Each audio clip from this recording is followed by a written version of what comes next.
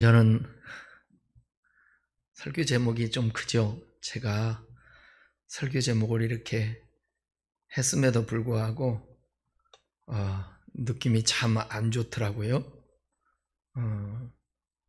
이게 외식이라는 단어를 이따가도 설명하겠지만 이게 무대에서 가면을 쓰고 연기하는 것, 그것을 이제 외식이라고 그래요. 그래서 설교의 제목을 이렇게 오늘 잡아봤습니다. 이 말씀을 통해서 은혜가 되기를 바랍니다.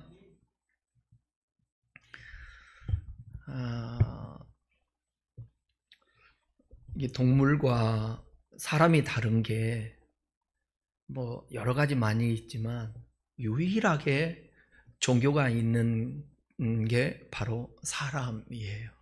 사람.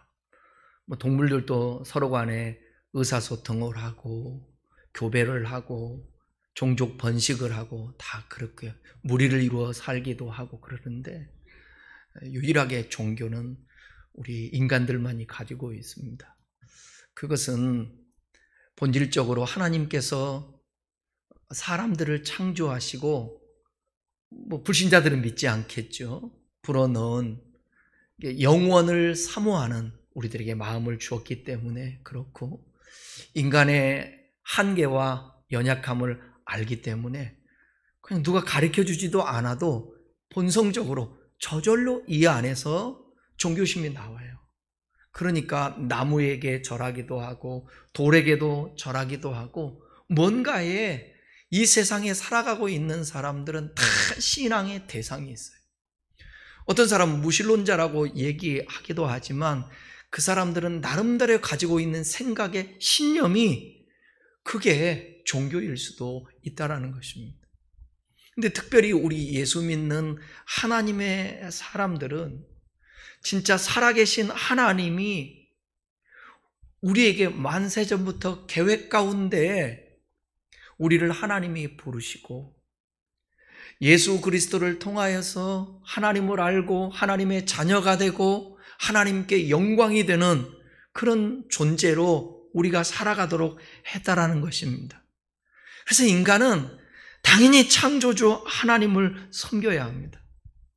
그런데 다른 종교와 같이 본질적인 하나님의 창조하신 창조의 목적대로 우리는 하나님과 관계하면서 살아가는 것이 그게 신앙인데 그것보다 자기중심적인 신앙을 갖다 보니까 모든 신앙이 나 중심적으로 하는 거예요. 그런데 성경이라는 텍스트가 있지 않습니까? 성경에는 어떻게 해야 하나님과 올바른 관계를 가질 수 있고 또 하나님의 복을 받을 수 있고 하나님의 도움을 얻을 수 있다. 이렇게 말씀하잖아요. 근데 인간은 하나님은 안 보여요. 믿어야 되는데 존재는 있는 것 같은데 어떻게 믿어야 할지도 모르겠고 또 믿어도 긴가민가하게 믿고 또 믿어도 잘못 믿고 거짓 신앙으로 믿고 자기중심적으로 믿고 그래서 성경을 제대로 깨닫지 못하고 하나님의 뜻을 알지 못하면 그냥 다른 종교하고 똑같은 종교성을 가지고 신앙생활을 하는 거예요. 근데 모든 고등 종교에는 윤리와 도덕이 있지 않습니까? 그래서 신앙을 갖고 교회 다니고 기독교인이고 예수 믿는 사람 누구 앞에서도 예수 믿는 사람은 윤리와 도덕적으로 구별되어야 되지 않습니까? 그러다 보니까 믿음은 따라오지 않는데 사람들에게 어쨌든 보여줘야 되니까 뭐라고? 교회라는 공동체에서 관계하며 목회자와 관계하고 성도들끼리 관계하고 또 밖에서도 예수 믿는 걸 알고 예수 믿는 사람들은 기대하는 게 있으니까 그러니까 속으로는 온전한 믿음이 없다 할지라도 겉으로라도 신앙인인 척 해야 되는 것이에요. 이게 과정 속에서 그럴 수도 있습니다. 아니면 끝까지 사람들이 이러한 위선 속에서 거짓 신앙에 속아서 신앙생활을 할 수가 있다는 것입니다. 그래서 우리는 처음에 아직 믿음이 부족해서 믿음 있는 척, 신앙이 있는 척 할 수도 있습니다. 그래서 이것이 과정이어야 되고 여기서 머물러 있으면 안 되고 변화돼야 되는 거예요. 예수님이 오셔서 왜 그토록 그 당시에 종교 지도자들과 지금 계속해서 저와 여러분들이 나누고 있지 않습니까? 고착화된 신앙으로 나는 잘하고 있어. 왜냐하면 겉으로 신앙이 성경에서 말하고 있는 어떤 부분들을 지켜서 행하니까 사람들이 저 사람 믿음이 있네, 신앙생활 잘하네, 그리고 인정받으니까, 그리고 가르치는 입장에 있다 보니까, 예배를 집례하는 입장에 있다 보니까 그들은 늘 언제나 섬김의 대상이 되고 인정받는 대상이 된단 말입니다. 그래서 그들의 신앙이 완전히 고착화가 되어 있어요. 잘못한다는 사실도 모르고 있어요. 그래서 예수님이 오셔서 개혁을 하는 것입니다. 너희들의 잘못된 신앙을 그대로 유지하면 안 돼. 언제나 여러분, 개혁은 뭐냐? 잘못하고 있는 부분을 고치자라는 거예요. 그게 개혁이에요. 종교에서도 마찬가지입니다. 그래서 종교 개혁이 있지 않습니까? 우리들도 매일매일마다 개혁해야 되는 거예요. 뭘로? 하나님의 말씀으로 개혁을 해야 돼요. 그래서 여러분, 말씀 앞에 서야 돼요. 어저께도 선배 목사님이 교회 와서 같이 교제하면서 그 얘기를 하더라고요. 왜 이토록 한 하나님을 섬기는데 왜 이렇게 다를까? 맞아요. 성경은 다양성을 인정합니다. 그런데 우리가 서로 간에 인정해주고 품어주고 이러면 좋은데 좀 다르면 다 틀리다고 적이야.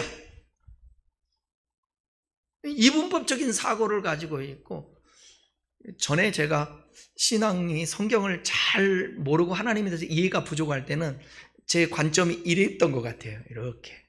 근데 지금은 많이 이렇게 넓어진 것 같아요. 보는 관점들이. 왜일까요, 여러분? 왜 한 하나님을 섬기고 신앙을 갖는데 원수같이 싸울까요? 그러잖아요. 교회에서 여러분, 원수를 사랑하라 하고 주 안에서 하나 되라고 그러고, 너는 그리스도 안에서 한 지체라 얘기하고, 지체라는 게 뭐예요? 예수님이 머리가 되고 우리가 지체라면 이 손, 지체. 여러분이 여러분이 새끼손가락 될 수 있고, 제가 발가락 역할을 할 수 있고, 여러분이 심장 역할을 할 수 있고. 그러면 내가 아프면, 어디 하나가 아프면 다 아프잖아요, 몸이. 그러면 우리가 아프면 누가 아프겠어요? 머리 대신 주님이 아프잖아요. 그런데 교회 안에서 한 번 틀어지면 끝까지 원수야. 안 봐. 누가 잘못이에요? 누가 잘못이냐고. 성경은 하나 되라고 했는데, 성경은 원수를 사랑하라고 했는데, 이유가 뭘까요? 어떤 사람은 이런 모습을 보고 하나님이 안 계셔서 그렇게 말해요. 그렇지 않아요. 하나님을 존재하는데 하나님을 믿는 방식을 잘못 믿고 있고 신앙생활을 지금 잘못하고 있는 거예요. 왜 잘못하고 있는가? 성경에 대한 이해를 잘 못하기 때문에 그러는 거예요. 그래서 우리가, 제가 늘 얘기하지만 설교한다는 게 두렵고 떨리는 거예요. 어쩔 때는 모르는 것을 아는 체 하면서 가르치려고 그러다가 실수를 하면 어떡해? 그래서 실수하면, 그러니까 늘 언제나 조심하는 거예요. 내가 원고 설교를 하는 이유가 내 말 하지 않으려고, 되도록이면 내 말 하지 않으려고, 실수하지 않으려고 원고 설교를 하려고 하는 거예요. 이제 언젠가는 제 자신에서 다 이제 주님의 말씀으로 풍성해질 때는 성경책 한 권만 들고 본문 읽고 어떤 설교를 하고 할 수도 있겠죠. 근데 그날이 언제 될지 모르지만 이 두렵고 떨림이 있어요. 그래서 우리는 성경을 볼 때에도 하나님 눈을 열어 주의 법에 귀한 것을 보게 하여 주십시오. 하나님, 오늘도 예배 드릴 때에 하나님의 말씀을 들을 때에 믿음은 들으면서 난다고 했는데 잘 들을 수 있도록 도와주시고, 우리 목사님 하나님 말씀 잘 전할 수 있도록, 깨달을 수 있도록 주여 인도해 주시옵소서. 그렇게 기도하는 것입니다. 여러분, 지금도 위선적으로 가식적으로 신앙생활하는 사람들이 얼마나 많은지 몰라요. 가면을 쓰고 연기하듯 하는 사람들이 얼마나 많은지 몰라요. 그래서 어떤 사람한테는 야, 믿음 좋아 있다고도 얘기하지만 누가 그러겠어요? 누가? 공인들이, 지도자들이, 정치인들이, 진짜 연예인들이. 그러니까 연예인들이 모자 푹 눌러 쓰고 다니고 마스크 쓰고 다니고 그러잖아요. 본 자기의 모습을 연기할 때는 그러지 않잖아요. 연극할 때는 그러지 않잖아요. 왜? 내가 아니니까, 다른 역할을 하니까 그러는 거예요. 저와 여러분들도 가면 쓴 신앙이 아니라, 연기하는 그런 신앙이 아니라 조금 부족해도 진실되게 우리 함께 주님 앞에서 인정받는 그런 신자가 됐으면 좋겠습니다. 예수님은 그 당시에 잘못된 신앙으로 고착되어 있는 그 시대의 사람들에게, 특별히 지도자들이 변화되어야 되니까 그들과 지금 논쟁을 하는 것입니다. 11장에 보게 되면, 우리가 누가복음 11장에서 예수님은 한 바리새인의 집에 점심 초대받으셔서 바리새인들에게 말씀보다 전통을, 여러분 전통이 중요해요? 말씀이 중요해요? 그죠? 전통보다도 말씀이 중요해요. 그런데 교회 안에도 사람들이, 나이 든 사람들이 전통 주보를 지금 몇십 년 해왔는데 이 주보를 바꾼단 말이야.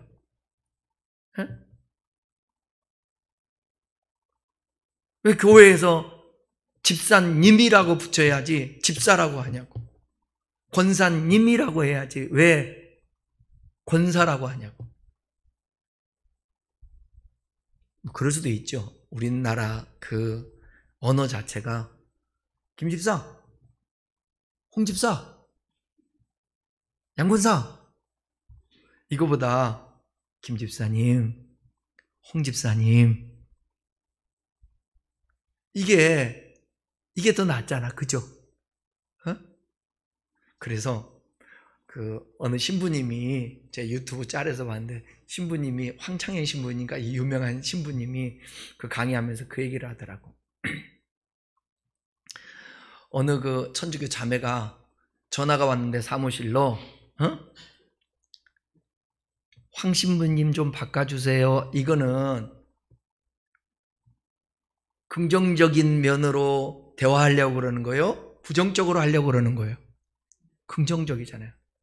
그런데 전화해가지고 나이 드신 이 신도가 하는 말이, 황신부 바꿔! 황신부. 그러니까 목사님이 그 신부님이 알아먹었대. 아, 이 양반 나한테 따지려고 그러는구나. 아니라 다를까? 전화 받으니까 막 따지듯이 뭔 얘기를 하더라는 거예요. 교회 안에서 부르는 호칭 때문에 전통적으로 내려오는 것을 왜 그러냐고. 교회 이름 바꿀 수도 있잖아요. 이걸 어떻게 한 건데? 아니, 피아노 치다가 요즘은 음악들이 또 많이 바뀌고 젊은이들도 바뀌고 그러니까 이게 신디사이저로 바꾸잖아요. 그런데 난리야. 못 바꿔. 왜? 저 피아노 자기가 사놨는데, 장로님이. 힘이 있는 거야. 우리는 말씀보다 전통을 강조하면 안 돼요. 그런데 그들이 본질보다는 비본질을, 하나님보다 사람을 중요하게 생각하는 문제를 예수님께서 지적을 했습니다. 너희들 잘못하고 있어 지금. 그 한 율법교사, 지난주에 말씀 나눴죠. 서기관인 율법교사가 이렇게 말씀하시니 우리까지 모욕하는 것입니다. 화 있을 진저 막 지적하니까. 그때 예수님은 그들의 가르침이 본질적으로 멀어진 규율에 짐지우고 참된 진리를 배척하게 만들며 진리를 알고자 하는 자들을 방해한다고 지적을 했습니다. 이에 그들은 예수님께 거세게 달려들어서 여러 가지 일을 따져묻고 그 입에서 나오는 말을 책잡고자 하여 노리고 있었다고. 그 11장 53절 54절 보면 나오잖아요.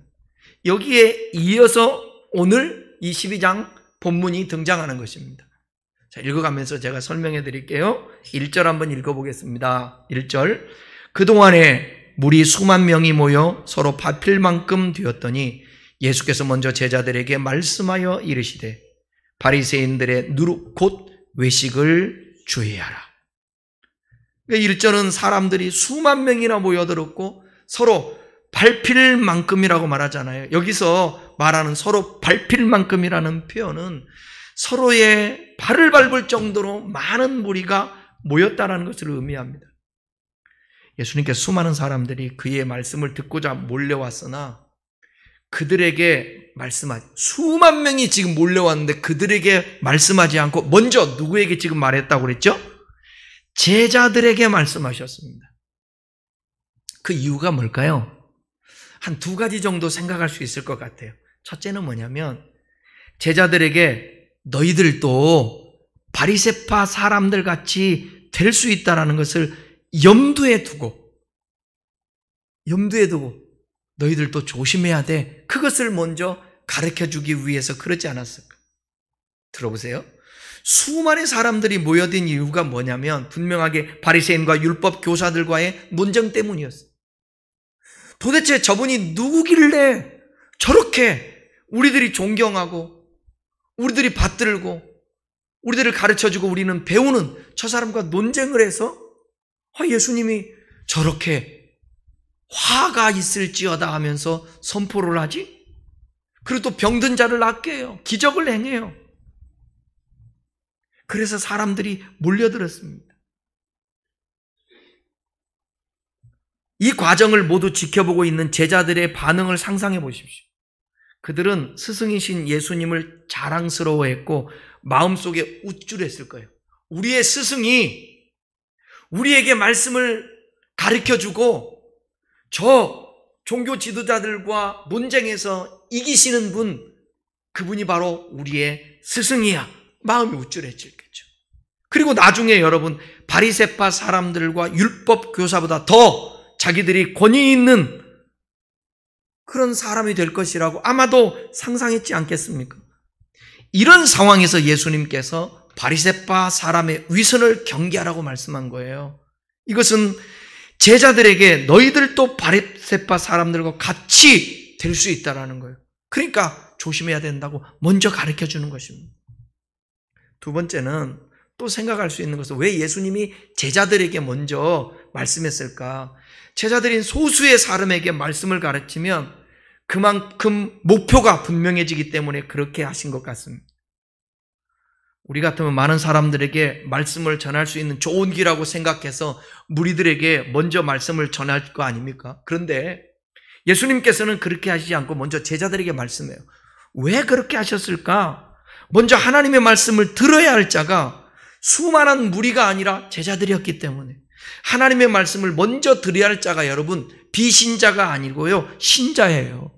왜 그럴까요? 먼저 제자들이 하나님의 말씀을 들어야 다른 사람들에게 하나님에 대해서 이해를 하고 가르칠 거 아닙니까? 나가서 전도도 하고 복음 전파하라고 예수님이 내보내는데 그들이 뭔가 알아야죠. 그러니까 뭐냐면 그들은 이미 함께 많은 시간을 함께 해왔고 예수님의 말씀을 들었고 예수님이 행하시는 기적들을 보고 제자이지 않습니까? 그러니까 많은 회중에게 전하는 말과 제자에게 전하는 말이 달라야죠. 그 당시에는. 그러니까 예수님이 먼저 이들에게 얘기하고 나서 이제 많은 무리들에게 말씀을 가르치기도 하고 선포도 하고 그러는 거죠. 우리에게 말씀을 전하면 타겟이 분명하지 않기 때문에 많은 사람들에게 전하면 타겟이 분명하지 않기 때문에 말씀으로 변화를 받는 자들이 많지가 않습니다. 그래서 소수 사람들에게 말씀을 가르치는 거예요. 그러면 그만큼 목표가 분명해져요. 그러니까 여러분 초대교회 때에 왜 하나님이 가정교회들로 이렇게 자꾸 흩었냐면 많은 무리가 있게 되면 함께 이렇게 커뮤니케이션이 잘 안 되는 거예요. 하나님 말씀을 가르치기도 힘든 거예요. 함께 눈을 보고 함께 묻고 답하고 이래야 되는 거거든요. 설교에는 티칭과 프리칭이 있습니다. 다시 말하면 가르침과 선포가 있다고요. 그러니까 뭐냐? 선포는 대중들을 향해서 막 선포하고 예수님이 어떤 분이다 할 수 있는데, 정말 신앙을 서로 나누면서 이게 가르쳐주는 부분에 있어서 사람이 많으면 그렇잖아요. 예수님께서 이 제자들에게 먼저 말씀하신 것은 이러한 가르침의 중요성을 그들에게 가르쳐 주려고 그러지 않았을까라는 생각이 들어요. 예수님께서 제자들에게 하신 말씀이 뭡니까? 그들에게 첫 번째 하신 말씀이냐? 바리새인들의 누룩, 곧 외식을 주의하라 그랬어요. 여기 외식이라는 이 단어가 휘포크리시스라는 단어인데, 아까 설명한 대로 본래 무대에서 가면을 쓰고 연기하는 것을 말하는 거예요. 배우가 어떤 배역을 연기할 때 정말 여러분 그 사람인 것처럼 꾸며서 관객이 사실인 것처럼 받아들이게 만듭니다. 그러니까 연극을 잘한다고 인정받는 사람일수록, 유명인일수록 뭐냐? 그 배역을 정말 그 사람처럼 하는 거예요. 연기를 기가 막히게 하는 것입니다. 배우가 어떤 배역을 연기할 때 정말 그 사람인 것처럼 꾸며서 관객이 사실인 것처럼 받아들이게 만듭니다. 연기만으로는 그 사람이 본래 어떤 사람인지 알 수가 없어요. 그래서 우리 연기자들 얘기할 때, 저 사람은 악역 배우잖아, 악역 배우. 근데 실질적으로는 사람이 악하지도 않고 참 순하고 많은 사람들 앞에서 수줍음도 잘 타고, 연기할 때는 그렇게 하는 거예요. 연기에 욕도 잘하는데, 근데 일반적으로 살아갈 때는 전혀 욕도 안 하고, 진짜 내가 누구인가 보다 다른 사람에게 어떻게 보이는가를 더 중요하게 생각하는 것이 바리새인과 서기관이 가지고 있었던 외식의 문제입니다. 그리고 또 이 외식이라는 단어를 세번역 성경에서는 뭐라고 번역했냐면 위선이라고 번역을 했어요. 위선은 사전적인 의미로 뭐냐? 거짓된 선. 쉽게 말하면 착한 척 하지만 속으로는 다른 마음을 품고 있는 것이에요. 위선이 누룩과 같다고 말씀하신 이유는 이 위선을 바로잡지 않고 계속해서 지니고 있다면 이 거짓된 선을 진실된 선으로 착각하기 때문에 그래요. 위선은 철저한 윤리적 삶이 요구되는 사람일수록 잘 드러납니다. 그러니까 여러분, 우리 한국교회의 신앙의 척도, 신앙이 좋은 사람은 어떤 사람이야? 예배 많이 드는 사람, 기도 많이 하는 사람, 헌신 많이 하는 사람. 이게 겉으로 이렇게 보이는데, 그런데 그 속에는 뭔가? 탐욕이 가득 차 있고, 미움이 가득 차 있고, 시기 질투, 악함이 자리 잡고 있어. 음란함이 막 자리 잡고 있어. 이걸 위선이라고 말하는 거예요. 위선을 내버려 두면 나중에 가서 진짜 그 위선적인 사람으로 사는데 완전히 이중인격이 되죠. 그러니까 여러분, 검찰지검장이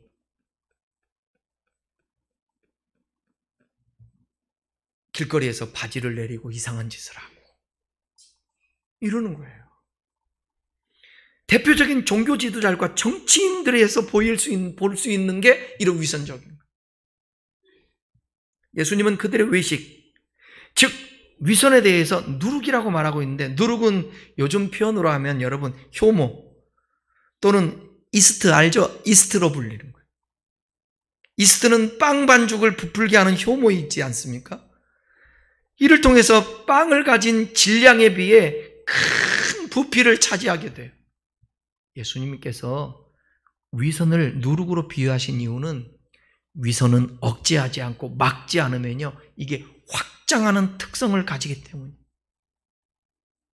그러니까 누룩의 대표성의 특징은 뭐냐? 첫째는 부패성이에요. 당시 유대인들은 그들의 주식이 뭐냐? 빵이었기 때문에 이 누룩은 그들에게 매우 친숙한 것입니다. 그런데 누룩을 섞은 반죽이 오래되면 그 반죽은 부패하여서 나쁜 냄새를 내고 부패돼요. 이러한 누룩의 부패성은 바리새인들의 위선을 방치하면 모든 사람을 부패시킨다라는 거예요. 그러니까 잘못된 교주를 만나면 사람들을 다 망치는 것이죠. 여러분, 지도자가 얼마나 중요한지 아시겠죠? 가르치는 자가. 어느 목회자에게 배우느냐, 어느 스승에게 배우느냐, 너무너무 중요해요. 부모의 역할도 얼마나 중요한 줄 아십니까? 어떤 부모 밑에서 배우는가, 그 중요한 거예요. 두 번째는 뭐냐면 이 누룩은 파급 효과예요. 적은 누룩이 온 반죽을 부풀게 만드는 것처럼 바리새인들의 이 위선은 주위의 모든 사람들에게 신속하게 파급됩니다. 누룩은 작은 양이지만 전체에 영향을 미쳐요. 사도 바울은 적은 누룩이 온 덩이에 퍼진다라고 그렇게 고린도서 5장 6절에서 갈라디아서 5장 9절에서 말씀하고 있어요. 적은 누룩이 온 덩이에 퍼지느니라. 이게 우리도 옛날에 보게 되면 참 철없을 때 이제 같이 함께 모임을 갖고 있는 리더가 있잖아요. 그러면 리더가 하는 대로, 리더가 어떤 안경을 쓰면 안경도 비슷한 거 쓰고, 그다음에 옷도 비슷하게 입고, 또 뭐가 가장 비슷해요? 뭘 흉내내죠? 옛날에는 다 목회자들은 그 흉내내잖아요. 뭐요? 누구 흉내는? 조익희 목사 흉내. 그럼으로써 여러분들에게 놀라운 하나님의 역사가 있기를 축원합니다. 그럼 다 똑같아. 다 똑같아. 제가 청년회 때 설교대회 때 그렇게 흉내내다가 내 지적을 받았잖아. 나는 그렇게 하면 잘하는 줄 알았는데 담임 목사님이 그게 자기 거를 하라고. 당신의 말, 당신의 생각. 제가 그때 충격을 받았어요. 아, 확실히 다르구나. 수준이. 다른 사람들이 평가할 때는 설교 잘한다고 막 박수치고 막 그랬는데, 모르는 사람들은 잘한다고. 왜냐하면 스피치 좋고, 뭐, 목사님하고 똑같은 내용 가지고 샤샤샤 하고 막 그러니까 그랬는데, 그 목사님은 그걸 지적해 주시더라고. 담임 목사님. 참 고맙게 생각했어요. 파급 효과가 있어요. 어디 또 세미나 가면 그러잖아요. 7시간 기도를 해야 돼. 7시간. 그러면 거기는 또 목사님들이 다 목소리가 이래. 7시간. 7시간 때우느라고. 주로 사모님들이 거기 가면 세미나 가서 은혜 받으면 있잖아요. 그 부부간에 안 좋은 거예요. 왜냐하면 365일을 강단에서 7시간씩 기도한다고. 그 목사님은 어떻게 하라고? 또 반대로 목사님은 맨날 여기다가 이불 피고 자. 나도 그렇게 배울 뻔했어. 나 전도사 때 담임 목사님이 교회에 뭔 문제 있으면 있잖아요. 왜 그런지 모르겠어. 아니, 차라리 기도를 하셔야지. 밤에 이불 두툼한 거 깔어, 강단에다. 그리고 기도를 안 하고 그냥 이불 속에 들어가서 주무시는 거 내가 많이 봤어. 그거 뭐예요? 이게 외식이라는 거예요. 이게 거짓이라는 거예요. 제가 그런 어떤 열정과 열심과 간절함을, 그거를 제가 말하고자 하는 게 아니라 오늘 위선을 얘기하다 보니까. 셋째는 뭐냐? 이 누룩은 겉으로는 쉽게 구별되지 않지만 열을 가하면요, 결국 드러나고 마는 속성을 지닌다는 거예요. 그러니까 이따가 2절 살펴보겠지만 2절에서 말하고 있는 것처럼 바리새인들이 아무로 겉으로 자신을 위장할지라도 마지막 때에 그들의 죄악이 다 드러난다는 거예요. 심판받는다는 거예요. 그렇기 때문에 외식이란 자신의 본 모습은 숨긴 채 자기의 가장된 모습을 드러내는 위선적 행동을 가리키는 것으로 누룩은 이에 대한 좋은 상징이기 때문에 예수님께서 이렇게 누룩을 비유한 거예요. 누룩 얘기하면 그 당시 사람들은 이해를 하죠. 외식은 우리 신앙에, 내 삶에 침투해서 우리의 삶 전체에 퍼져 우리를 실제 모습과 다른 사람으로 만듭니다. 예수님은 너희 삶에 외식이 있는지 주의하여 지켜보고 경계하라고 명령하십니다. 저와 여러분 속에도 외식이 있죠. 왜 저에게도 외식, 위선이 없겠습니까? 근데 또 이런 말씀을 통하여서 이 위선을 벗으려고, 외식을 벗으려고, 지도자는 더 그런다니까, 목회자를. 믿음 있는 척, 선한 척, 착한 척, 사랑하는 척. 이런 척이 뭘로 바뀌어야 되느냐? 척이 이 가슴에 와닿아서 가슴을 치면서 하나님, 나 이렇게 어디에서나 할 수 있도록 도와주시고 신행일치가 되게 하시고 나의 품은 뜻 주의 뜻같이 되게 하여 주소서. 내가 매일 십자가 앞에 더 가까이 가오니 구세주의 흘린 보배 피로써 나를 정케 하소서. 나의 품은 뜻 주의 뜻같이 되게 해 주십시오. 그렇게 우리의 위선을 인식을 하면서 기도를 해서 실제의 삶과 내 생각과 같아요. 다른 성도들에 의식해서 행동하지 않아야 돼요. 남들에게 보여지는 모습, 성도들의 시선에, 사람들의 시선에, 상사의 시선에, 밑에 사람들의 시선에 신경 쓰지 않아요. 아멘입니까? 제가 지난 토요일 날 주례를 하는데, 제가 뭐 주례 한두 번 하는 것도 아니고 뭐 떨 이유도 없고, 근데 이게 의식이 되는 거야. 왜? 목사님 딸이다 보니까 거기 온 손님들이 목사님이야. 목사님들, 사모님들. 그것도 또 저의 선배니까 나이 드신 분들이 또 선배들, 동료들 오잖아요. 그러니까 그 사람들을 의식하지 않을 수 없죠.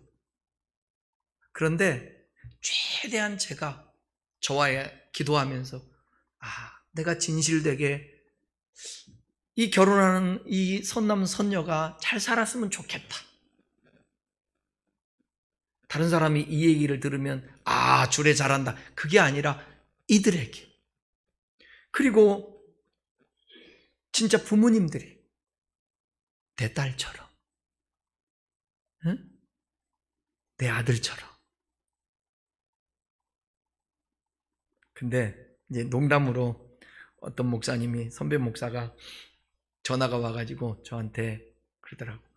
이거 설교할 때 사위를 아들처럼, 며느리를 딸처럼 하는데 그런 사람 없어. 그런 사람 없어. 웃으면서 그러더라. 맞지. 어찌 내 딸같이 할 수 있어요? 어찌 내 사위를 내 아들처럼 할 수 있어요? 안 되니까 그렇게 하라고. 우리 하자고. 우리의 삶은 사람을 의식하지 않을 수가 없어요. 그런데 우리 주님이 뭐라고 말씀하세요? 사람에게 보이려고 금식하지 말고, 보이려고 기도하지 말고, 보이려고 구제하지 말라고. 참 힘든 부분이에요, 이런 것들이. 또 이렇게 들으면서, 전하면서 또 애쓰는 거죠. 몸부림치는 거죠. 그러니까 여러분, 수준 높은 사람, 이게 뭐냐면, 잘 들어보세요. 위선적이고 가식적인 사람, 연기하는 사람은 뭐냐면 수준 있는 사람들하고 안 어울리려고 해요. 왜일까요? 수준 있는 사람하고 대화를 한다든지 교제를 하고 그러면요, 들키거든. 다 알거든. 그러니까 뭐 이러는 거예요. 어쩔 때 보면 목회자 중에서도 막 자랑을 해요. 자기 자랑하는데, 그러면 그래요. 이렇게 맞장구도 쳐주고 그래야 되잖아요. 맞장구도. 저는 그래도 맞장구 좀 쳐주는 편이에요. 알면서도. 그런데 어쩔 때 막 얘기하는데 사람들이 쏴해요. 혼자만 떠들고 있어요. 지자랑하네. 잘난 척하네. 이런 거죠. 수준이 있는 사람들에게서는 들켜요. 그러니까 믿음이 충만하고 하나님의 말씀을 온전히 알고 그렇게 살아내는 뭘 추구하는 그 가치가 성경적인 사람 앞에서는 위선을 탈 수가. 제가 장로교회 모 교단이 45주년이라고 그러면서 큰 행사를 하더라고요. 그 행사를 하는데 이 시대에 국가적인 어려움과 국민들의 힘듦과 교회의 이 절망적인 상황들, 성도들은 줄어들고 그 다음에 경제는 어렵고 또 다음 세대들은 교회에서 빠져나가고 또 출산 문제, 결혼 문제. 교회가 45주년이면 그런 어떤 메시지와 선포들이 있어야 되는데 완전한 퍼포먼스예요. 보여주기식. 유명한 목회자들, 유명한 사람들, 정치 하는 사람 영상 보여주면서 그게 사람에게 보여주기식이죠. 이게 예수님이 오셨을 때 당시의 종교적인 모습이 이런 거예요. 그것을 지적한 거예요, 예수님이. 그런 위선들을.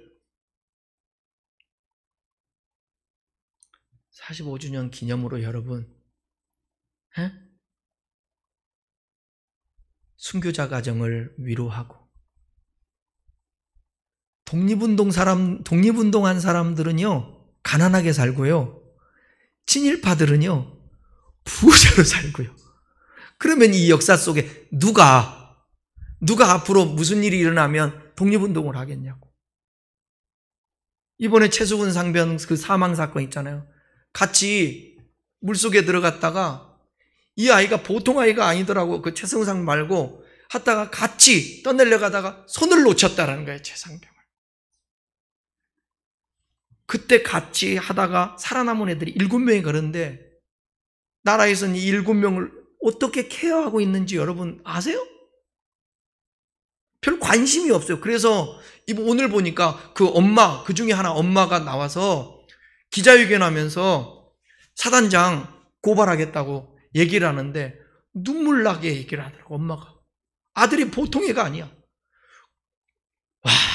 코로나 때도 헌신하고 간호사, 조무사 자격장도 따고 그래서 헌신하겠다고 소방학과도 들어가고 그래서 해병대 들어가서 자기 적성에 맞다고 부사관을 하든지 아니면 또다시 장교를 하든지 나왔다가 제대했다가 시험을 보든지 그러겠다고 그런 마음을 굳게 먹었다고.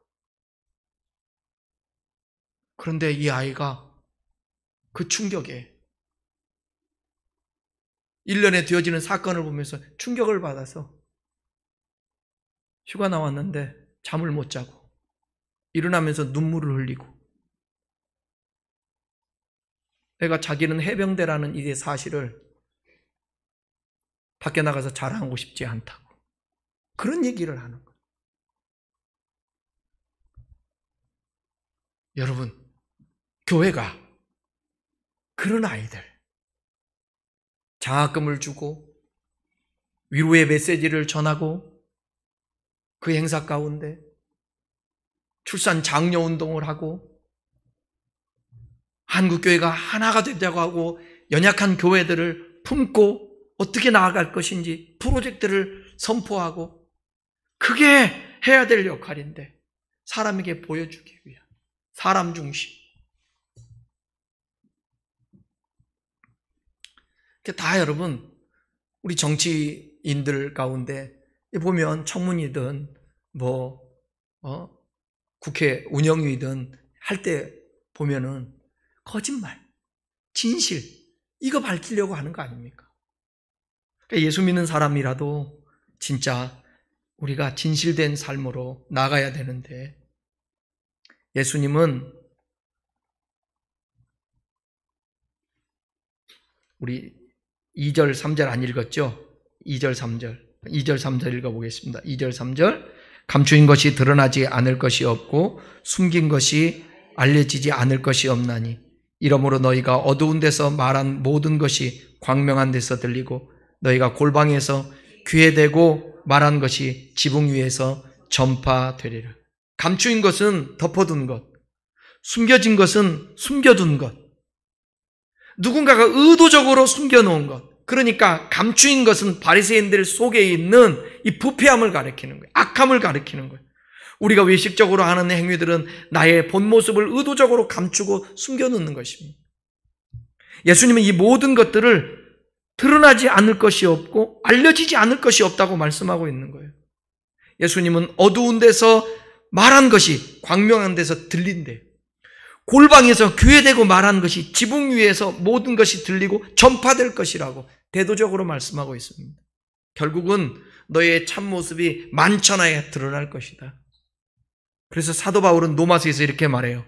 로마서 14장 11절 12절 기록되었으되 주께서 이르시되 내가 살았노니 모든 무릎이 내게 꿇을 것이요 모든 혀가 하나님께 자백하리라 하였느니라. 이러므로 우리 각 사람이 자기 일을 하나님께 짓고 하리라. 하나님 앞에 자백하는 날이 옵니다. 왜? 하나님 앞에서 숨길 수가 없으니까. 짓고 하게 돼요. 이게 하나님의 약속입니다. 우리는 언젠가 우리가 진짜 누구인지를 하나님 앞에서 고백하게 될 거예요. 그러니 외식은 아무런 소용이 없다는, 일시적으로 우리가 감춰두고 숨겨둔 것처럼 보이지만 언젠가는 하나님 앞에서 낱낱이 고하게 된다는 거예요. 그러니까 체하지 말라는 거죠. 히브리서 4장 13절 한번 보십시오. 지으신 것이 하나도 그 앞에 나타나지 않음이 없고 우리의 결산을 받으실 이는 눈 앞에 만물이 벌거벗은 것 같이 드러나리라. 하나님 앞에서 진짜 우리가 누구인가, 어떤 삶을 살았는가 낱낱이 드러난다는 거예요. 계시록 20장 12절입니다. 또 내가 보니 죽은 자들이 큰 자나 작은 자나 그 보좌 앞에서 서 있는데 책들이 펴 있고 또 다른 책이 펴졌으니 곧 생명책이라. 죽은 자들이 자기 행위를 따라 책들에 기록된 대로 심판을 받으리니. 이게 모든 사람들의 미래입니다. 우리의 살았던 모습대로 하나님 앞에 직구하고 하나님 앞에서 평가받는 날이 오는데 내가 어떻게 살았는가? 기록된 대로 주님 앞에서 이제 주님이 기록했다가 그때 말씀할 거라는 거예요. 결론입니다.